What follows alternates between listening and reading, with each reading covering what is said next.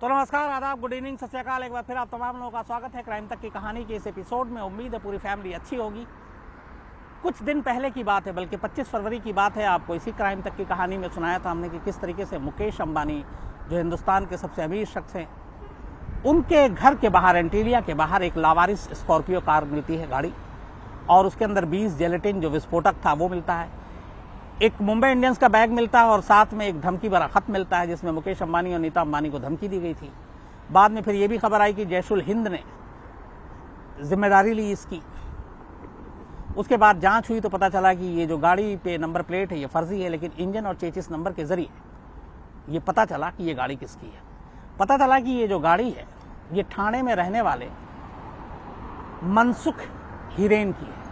45 साल के मनसुख हिरेन, जिनकी 2-3 पेट्रोल पंप के बाहर कार एसेसरीज की दुकानें हैं, और ये उनकी गाड़ी थी। पुलिस मनसुख हिरेन तक पहुंचती है, उनसे पूछताछ करती है। अब यहां पे एक साथ कई चीज होती है। मनसुख हिरेन 18 फरवरी को विक्रोली पुलिस स्टेशन में एक रिपोर्ट लिखाते हैं। रिपोर्ट यह कि उनकी ये गाड़ी चोरी हो गई। रिपोर्ट के हिसाब से 17 फरवरी को ये गाड़ी लेकर जा रहे थे, लेकिन रास्ते में गाड़ी खराब हो गई। उन्होंने गाड़ी को हाईवे के किनारे छोड़ दिया और ओला पकड़कर वहां से निकल गए।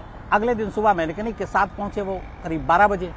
देखा तो गाड़ी है नहीं। इसके बाद शाम करीब 5 बजे उन्होंने जाके विक्रोली पुलिस स्टेशन में गाड़ी की गुमशुदगी की रिपोर्ट लिखा दी। अब ये सारी बातचीत तो हो गई। इसके बाद आगे ये होता है कि पुलिस मनसुख से पूछताछ करने लगती है।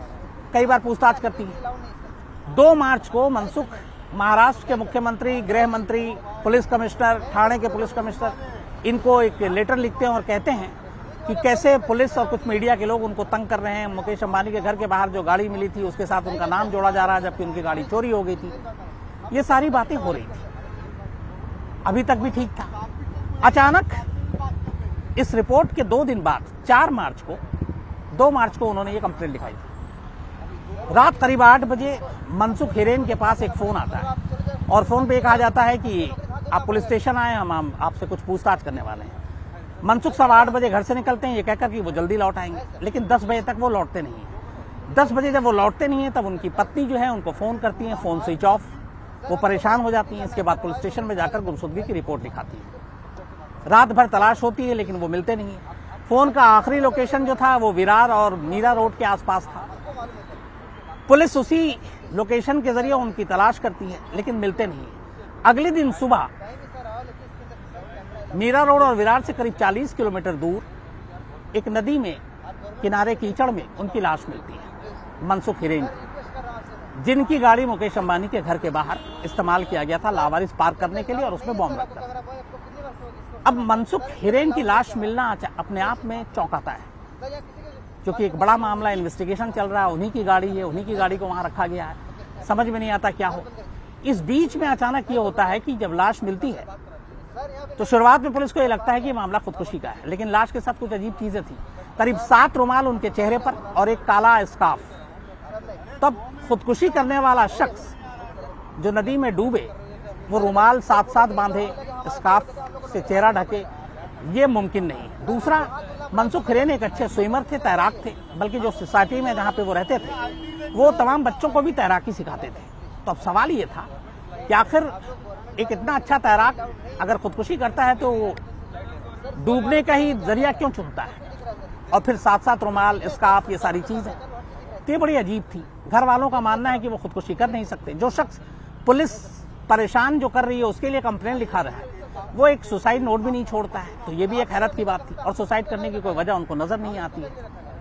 अब इसके बाद ये मामला भी जो है, महाराष्ट्र के मुख्यमंत्री कहते हैं कि गृह मंत्री अनिल देशमुख कि ये मामला खुदकुशी का है, लेकिन हर पहलू से पुलिस जांच कर रही है। इस दौरान में जो अंबानी के घर के बाहर जो चीजें हुई वो केस सौंप दिया गया एटीएस को।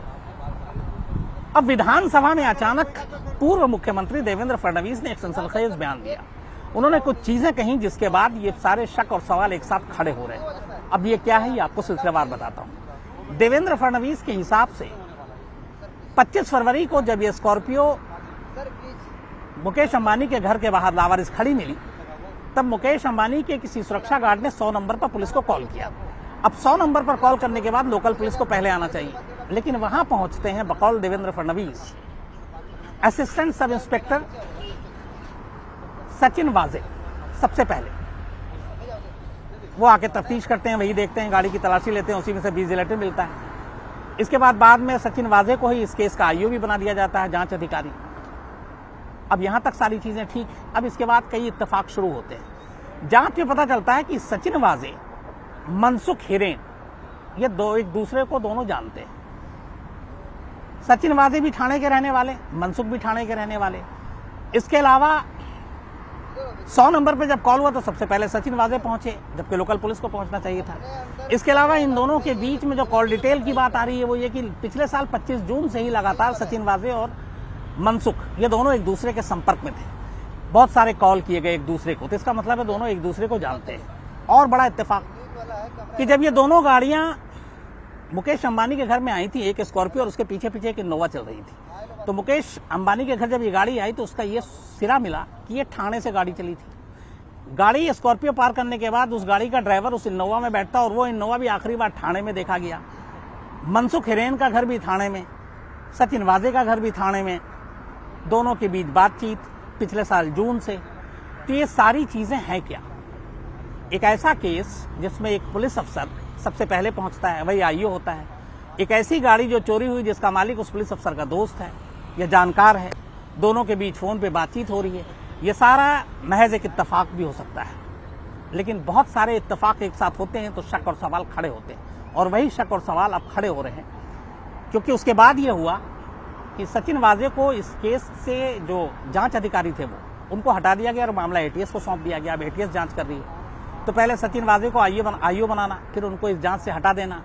उसके बाद जिस शख्स की गाड़ी चोरी हुई उस शख्स के साथ सचिन वाजे का रिश्ता, दोनों के बीच फोन पे बातचीत, ये सारी चीजें जो देवेंद्र फडणवीस हैं उनके हिसाब से, जो उन्होंने विधानसभा में बाकायदा कहा है, मतलब एक गंभीर इसको तौर पे लिया जा सकता है। मामला टेररिज्म से जुड़ा हुआ इसलिए है क्योंकि गाड़ी में से जिलेटिन मिलता है और उसके बावजूद फिर एक जैश-उल मुजाहिदीन जैसे आतंकवादी संगठन वो उसका क्लेम करता है। लेकिन इसमें भी एक नया पेच आता है। बाद में जैश-उल हिंद जो है, जिसने ये क्लेम किया था कि ये हमारा काम है, उसने कहा कि हमने कभी ऐसा कोई क्लेम ही नहीं किया, तो वो फर्जी क्लेम था। तो अब ये क्लेम किसने किया? ये भी एक सवाल है। तो कुल मिलाकर जिस तरीके से मौत हुई, जिस शख्स की गाड़ी थी जिसको चोरी किया गया, उसकी रहस्यमय मौत, वो खुदकुशी है, कत्ल है, नहीं मालूम, जांच हो रही है। पोस्टमार्टम रिपोर्ट जो आई उसमें भी मौत की वजह भी साफ नहीं है। पुलिस का ये कहना है कि अभी वो इसकी विसरा रिपोर्ट और बाकी जो केमिकल एनालिसिस है उसका इंतजार कर रहे हैं, ताकि वो एग्जैक्ट पता कर सके कि आखिर ये है क्या, मौत की वजह क्या, डूबने से मौत हुई, कत्ल है या कुछ और वजह है। पुलिस शुरुआती तौर पर यही कह रही है कि मामला खुदकुशी का नजर आता है, लेकिन जो परिवार वाले हैं मनसुख का, उनका कहना है खुदकुशी की कोई वजह नजर नहीं आती है। चूंकि ये केस सीधे सीधे मुकेश अंबानी के घर के बाहर मिली एक लावारिस कार जिसमें जिलेटिन जैसे विस्फोटक हैं उससे जुड़ा हुआ है और उस कार के मालिक से जुड़ा हुआ है। तो कई बार हम लोग नॉवल में और फिल्मों में देखा हमने कि कोई क्राइम होता है, उसके बाद जो सस्पेक्टेड होता है, जिस पे शक होता है, पता चला कि वही मारा गया। यहाँ पे भी ऐसे ही है कि एक कार बरामद, कार का मालिक मिल जाता है, लेकिन कार के मालिक के रहस्यमय मौत हो जाती है। तो इन सारी चीजों ने कुल मिलाकर इस केस को पेचीदा बना दिया है। अब इसमें बहुत सारे सवाल हैं कि आखिर ये साजिश है क्या, वाकई किसी टेररिस्ट ग्रुप का ये हाथ है या इसके पीछे की कहानी कुछ और है। जिस शख्स की गाड़ी में जिसमें बॉम्ब, उस शख्स की मौत, पुलिस की अभी जांच बीच में। तो कहीं ना कहीं, और जिस तरीके से इसको अब फिर राजनीतिक रूप भी दिया जा रहा है, विधानसभा में चूंकि मामला उठाया और देवेंद्र फडणवीस जैसे नेता जो पूर्व मुख्यमंत्री रहे, उनका वहां कहना, बाकायदा ये कहना, सीडीआर कॉल डिटेल, उनका तो ये भी दावा है कि ये दोनों के बीच, सचिन वाजे और मनसुख के बीच में करीब साल भर में 200 से 300 बार बातचीत हुई है। कॉल डिटेल रिकॉर्ड बताता है। तो इतनी सारी चीजें, इतने सारे इत्तेफाक कुल मिलाकर इस केस में कई सारे शक और सवाल पैदा कर रहे हैं, और इसीलिए मनसुख की मौत अपने आप में इस वक्त बहुत पेचीदा है। क्या इस मौत का उस कार से कोई रिश्ता है? क्या इस मौत का उस धमकी से कोई रिश्ता है? क्या इस मौत का उस टेररिज्म से कोई रिश्ता है? या फिर ये साजिश कहीं और कुछ बड़ी है? कहीं ये कुछ प्लान करके तो नहीं किया गया, ये प्लांटेड तो नहीं है? ये सारे शक और सवाल उठ रहे हैं। और जब तक मनसुख की मौत की पूरी वजह सामने नहीं आ जाती है तो शायद तब तक ये बात अभी अधूरी है। उसके बाद हो सकता है ये मामला कहीं और मोड़ ले ले। तो इंतज़ार कीजिए फाइनल मौत की वजह का क्या होता है। लेकिन अभी शक और सवाल बना हुआ है और साजिश को लेकर तमाम चर्चाएं हो रही हैं। तो कहानी में आज इतना ही, वक्त कम है कि कोई काम बहुत ज़्यादा है, लेकिन फिर भी मैंने कहा कि आज कहानी ऐसा ना कि हो ही नहीं, तो आप तक ये पहुंचाना भी ज़रूरी था। तो आज इतना ही। अब आपसे मुलाकात होगी मंडे को किसी नई कहानी के साथ। तब तक अपना ख्याल रखिएगा। Thank you very much.